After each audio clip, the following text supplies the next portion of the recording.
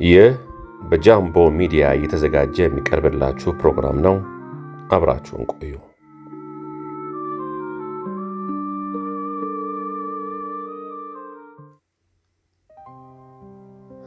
በቅርቡ በሰርጓጅ መርከብ ውስጥ እንዳሉ በውሃ ተጨፍልቀው ስለሞቱ ቢሊዮነሮች ታስታውሳላችሁ? በሞታቸው ብዙዎች በማዘን ፋንታ በተለያየ ሶሻል ሚዲያ ላይ እየወጡ ሲሳለቁባቸው ነበር። ነገሩ እንዲህ ነው። ይህ ሰው ስቶክቶን ይባላል። የአውሮፕላን አብራሪና ኢንጂነር ቢሆንም በህይወቱ ግን ደስተኛ አልነበረም። እሱ የሚፈልገው አዳዲስ ስፍራዎች ላይ መሄድ፣ ለምሳሌ ዩኒቨርስን ማሰስና ሌላም ቦታዎችን መቃኘት ነበር ህልሙ። እናም ከዕለታት አንድ ቀን እንደ አውሮፓውያኑ አቆጣጠር 2004 ላይ 42 ዓመቱ ላይ ሳለ ይህን ሁልጊዜ የሚመኘውን ነገር ለማድረግ ወሰነ። ሆኖም ግን ያን ለማድረግ የወሰነው ዩኒቨርስ ላይ ሳይሆን ጥልቅ ወደሆነ ውቅያኖስ ውስጥ ነበር። እናም የግል ሰርጓጅ መርከቦችን እየተከራየ ጥልቁን የውቅያኖስ ወለል ያስስ ጀመረ።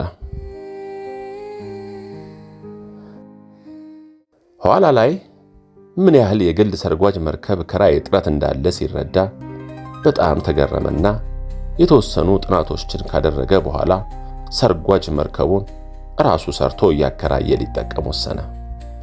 በ2009ም የራሱን ኦሽን ጌት የተባለ ድርጅት አቋቋመ።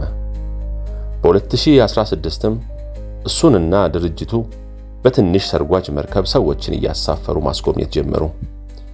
እንዲህም ሆኖ ግን ይህ ለስቶክቶን በቂ አልነበረም። እሱ የሚያስበው ከዚህ በላይ በጣም ጥልቅ ወደሆነ የውቅያኖስ ክፍል ሰዎችን እየወሰደ ማስጎብኘት ነው።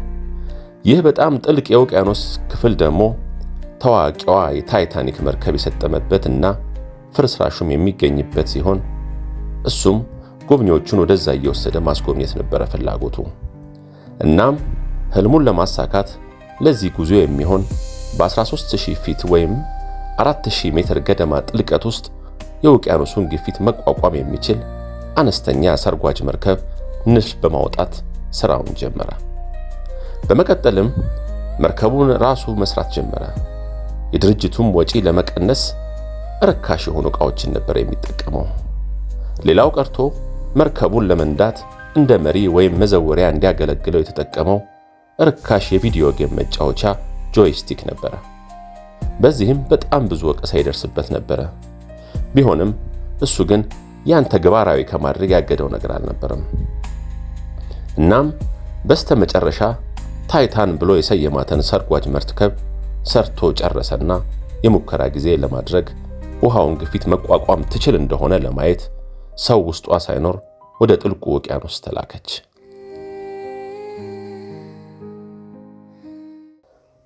በሚያስደንቅ ሁኔታም ግፊቱን ተቋቁማ ጉዞዋን አጠናቃ ተመለሰች።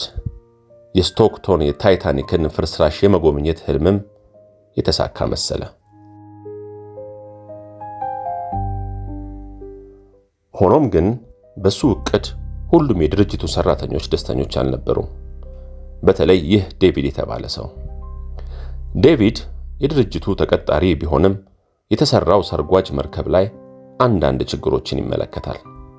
እናም የድርጅቱ ትልልቅ ኃላፊዎች ጋር በመቅረብ ያስተዋለውን ችግር ያስረዳና ጠበቅ ያለ የደህንነት ፍተሻ እንዲደረግ ሙያዊ አስተያየቱን ይሰጣል። ስቶክቶን ግን ይህ አስተያየት አልወደደውም። በ10 ደቂቃ ውስጥ ዕቃውን ሰብስቦ እንዲወጣ አድርጎ ዴቪድን ከድርጅቱ አባረረው። በመቀጠል ሰው በመርከብ ውስጥ አስገብቶ ወደ መሞከር ሂደት ውስጥ ገቡ። ለዚህም ስቶክቶን በፈቃደኝነት ብቻውን ለመሞከር ወሰነና መርከቧን ወደ ጥልቁ ውቅያኖስ ይዞ ይጓዝ ጀመረ። ነገሮችም በመልካም ሁኔታ ላይ ነበሩ። 10000 ፊት ወይም 3000 ሜትር ገደማ ጥልቀት ላይ ሲደርስ ግን ምድር ላይ ካሉ ባልደረቦቹ ጋር የነበረው የሬዲዮ ግንኙነት ድንገት ተቋረጠ። ሆኖም ምንም ሳይደናገጥ በመርከቧ ትንንሽ መስኮቶች ውብ የሆነውን የውቅያኖስ ጠለል ሲያደንቅ ቆይቶ በጆይስቲኩ በመመራት በሰላም ወደ ምድር በመመለስ ከሥራ ባልደረቦቹ ጋር ተቀላቀለ። ይህ በዚህ እንዳለ 2021 ላይ ስቶክቶንና ድርጅቱ ኦሽን ጌት ቱሪስቶችን ወደ ጥልቁ ባህር ውስጥ በመውሰድ የታይታኒክን ፍርስራሽ ማስጎብኘት ጀመሩ። ለዚህም አገልግሎታቸው ለአንድ ሰው እስከ 250,000 የአሜሪካን ዶላር ያስከፍሉ ነበር። ይህም ማለት ባለጸጋ የሆኑ ሰዎች ካልሆኑ ሌሎች የሚሞክሩት አይነት ክፍያ አልነበረም። በዚህ ሁኔታም በየማህሉ ከሚገጥም የግንኙነት መቋረጦች በስተቀር በአጠቃላይ 13 የሚሆን አብዛኛው የተሳካ የሚባል ጉዞዎችን በማድረግ ቱሪስቶችን ለማስጎብኘት ችለዋል።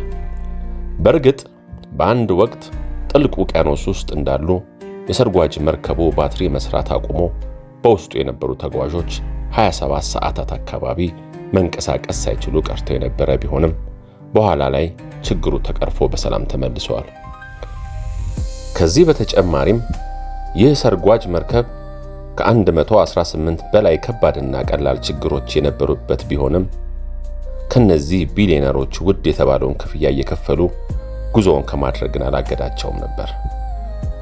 2023 ላይ ስቶክቶንና የድርጅቱ ስታርጌት ከፍተኛ እውቅናን እያተረፉ መጡ። በተለያዩ ጋዜጦችና ቴሌቪዥኖች ላይም ዘገባዎች በሰፊው ይወጡላቸው ነበር። ይህም ስራው በደንብ እንዲነቃቃና ድርጅቱም የካበተ ትርፍ እንዲያገኝ ያስችሎታል። እናም በዛኑ ዓመት ክረምት ላይ ሰርጓጅ መርከቧ ቀጣዩን ጉዞ ወደ ታይታኒክ ለማድረግ 5 ሰዎችን አሳፍራ ጉዞ ጀመረች። ከነዚህ 5 ሰዎች አንዱ ስቶክቶን ሲሆን ሌሎቹ ደግሞ 2 ቢሊዮነሮች፣ አንድ የቢሊዮነሩ የ15 ዓመት ታዳጊ ልጅና ሌላ ደግሞ የታይታኒክ መርከብ ተመራማሪ የሆነ ግለሰብ ነበሩ።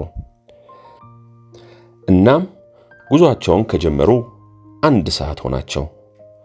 ሁሉም ነገር በጥሩ ሁኔታ እየሄደ ነበር። ስቶክቶንም መሬት ላይ ላሉ ባልደረቦቹ ደህና መሆናቸውን መረጃ በየመሃሉ ይልክ ነበር።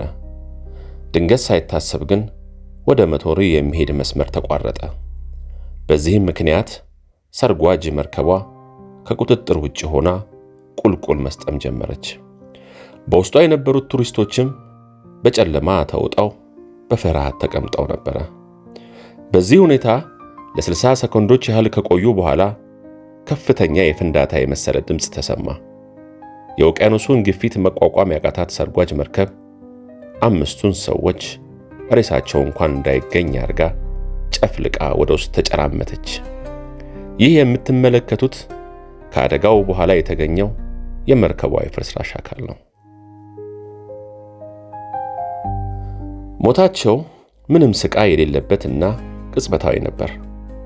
አንዳንድ ሰዎች ሰርጓጅ መርከቧ በውሃው ግፊት ምክንያት ተጨራምታ ሰዎቹን ከመግደሏና ከመስጠሟ በፊት ምንም አይነት የኃይል መቋረጥ እንዳላጋጠመና ነገሩም ድንገት ሳይጠበቅ የተከሰተ እንደሆነ ቢናገሩም በትክክል ምን ተፈጠረ የሚለውን ነገር ግን አሁን ላይ በእርግጠኝነት መናገር አይቻልም።